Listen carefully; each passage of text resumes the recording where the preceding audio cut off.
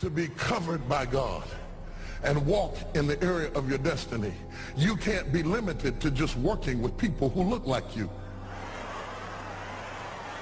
Watch out for the character.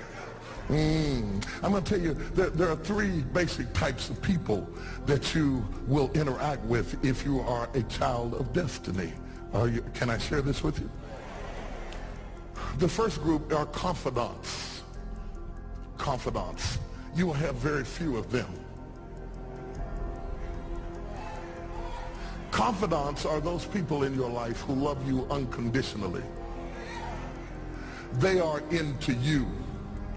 Whether you're up or down, right or wrong, they are into you.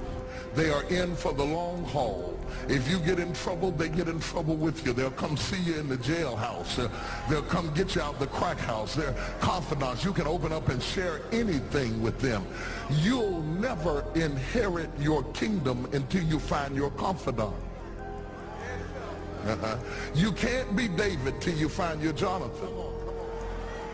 Having a good confidant is the key that unlocks the kingdom, because you were raised outside the gate and God's going to cause you to reach over the wall. You got to have a confidant behind the wall who can mentor you for what God is going to do next in your life. The problem with most people is that everybody they run around with is under them. And so you are forever feeding people who can't feed you. And after years of feeding them, they begin to drain you. You've got to have somebody who can feed you so you can feed somebody else. Am I talking to anybody in here? You need the confidant then. The confidant is those few people that come along in your life that are for you. They are with you.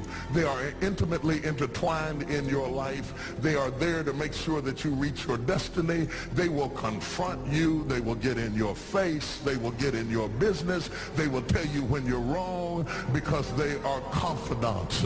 If you have 2 or 3 of them in a lifetime, you are a blessed person. Without them, you'll never be who God called you to be. You need to find your confidant.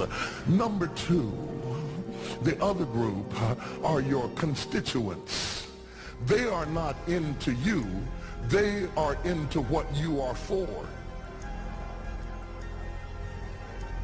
They are for what you are for. They are your constituents. And as long as you are for what they are for, they will walk with you and work with you and labor with you, but never think that they are for you. They are for what you are for. And you have to know that, because if they meet somebody else that will further their agenda, they will leave you and hook up with them, because they were never for you. They were just for what you were for. They are your constituents.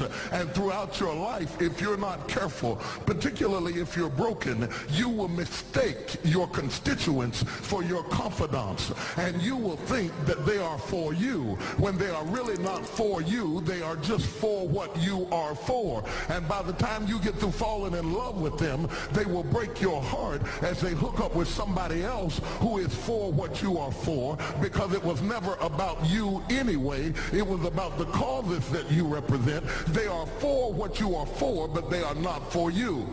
They are your constituents. Can I go deeper with this? The third group are your comrades. These people are not for you, nor are they for what you are for. It is just that they are against what you are against. And the comrades will make strange bedfellows. This will cause people to come together who are not for you, and they are not for what you are for, but they are against what you are against. And they will team up with you to help fight a greater enemy. But don't be confused by their associations. They will only be with you until the victory is accomplished. These people are like scaffolding. They come into your life to fulfill a purpose. And when the purpose is complete, the scaffolding scaffolding is removed. But don't be upset when they are removed, because the building always remains when the scaffolding is removed.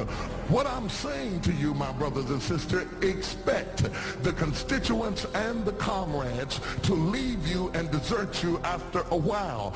Don't be upset when they don't react to your dream the way you expected them to, because they were never really with you in the first place. Be careful then who you tell your dream to, because if you tell your dream to your constituents, they will desert you and try to fulfill the dream without you. If you tell it to your comrades, they won't support it because they never were for what you were for anyway. If you find a few people in your entire life with whom you can share your dream with, you are a blessed somebody. I can tell you how to identify people who are really for you. If they are really for you, they will weep with you when you weep, and they will rejoice when you rejoice. When you walk in a room and you tell somebody good news, stop being happy for a minute and watch their reaction.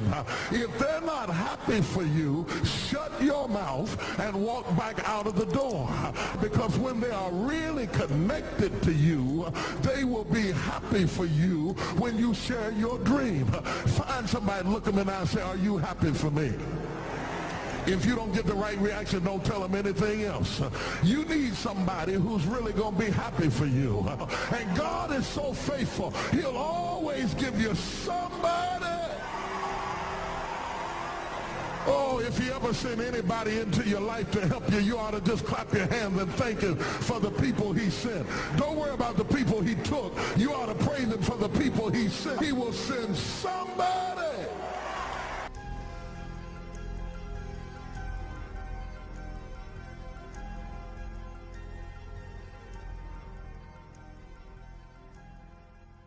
Women talk in circles. They do. That's not a criticism, that's an observation. When something is worrying a woman, she talks around it. It's not what she's talking about, is not what's on her mind. She hadn't hit the runway yet. It's like a plane circling the runway. She's gonna go around it about 3